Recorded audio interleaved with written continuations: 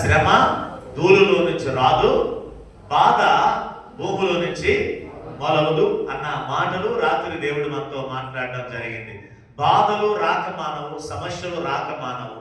దావీదు జీవితంలో కలిగిన సమస్యలు, శ్రమలు ఎన్నో ఉన్నాయని అన్నాడు, ఒకటి కాదు. ఆయన పుట్టిన దగ్గర నుంచి ఆయన సింహాసనం మీద ఎక్కినంత వరకు కూడా, ఆ సింహాసనం మీదకి వచ్చిన తర్వాత కూడా చాలా శ్రమలు అతని జీవితంలో ఎదురయ్యాయి. కానీ దావీదు గారు ఇచ్చిన స్టేట్మెంట్ ఏంటో తెలుసా? నాకు కలిగిన ప్రతి బాధలన్నిటిలో, నాకు కలిగిన ప్రతి శ్రమలన్నిటిలో కూడా ఎవరు నన్ను కాపాడుతూ, ఎవరు నన్ను జ్ఞాపకం చేసుకుంటూ, ఎవరు నా పక్షముగా ఉండి నడిపించారు అక్కడ రాస్తూ ఉన్నాడు.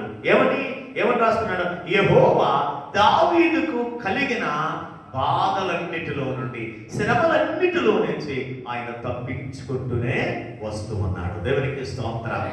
హల్లెలూయా. మన జీవితంలో కూడా శ్రమలు వస్తున్నప్పుడు, శోధనలు వస్తున్నప్పుడు చాలాసార్లు మనగానే మనం కలుగు చేసుకొని, మనమే పోరాడుతూ, మనమే లేకపోతే ఎవరు సహాయం లేకున్నా మనమే చాలాసార్లు జయిద్దాం అనుకొని చాలాసార్లు మనము చతికిల పడిపోతున్నాం. స్తోత్రాలు చెల్లిద్దాం.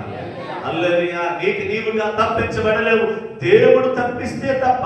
ఎవరు లేకపోతే నీవు మాత్రమే ఎక్కడ కూడా నీవు తప్పించబడవు. దావీదు అంటున్నా, నాకు కలిగిన బాధలు, నాకు కలిగిన శ్రమలు, వీటన్నిటిలో నుంచి నా దేవుడు నన్ను జ్ఞాపకం చేసుకుంటున్నాడు, నా దేవుడు నన్ను తప్పించుకుంటూ వస్తున్నాడు, దేవుడు నన్ను కాపాడుకుంటూ వస్తున్నాడు. నేను విడిపించబడుతూ ఉన్నాను, తప్పించబడుతూ ఉన్నాను. ఎన్ని శోధనలు వచ్చినప్పటికీ కూడా వాటన్నింటినీ కూడా జయించుకుంటూ, భరించుకుంటూ నేను దేవుని కొరకు నేను ముందుకు వెళ్ళగలను.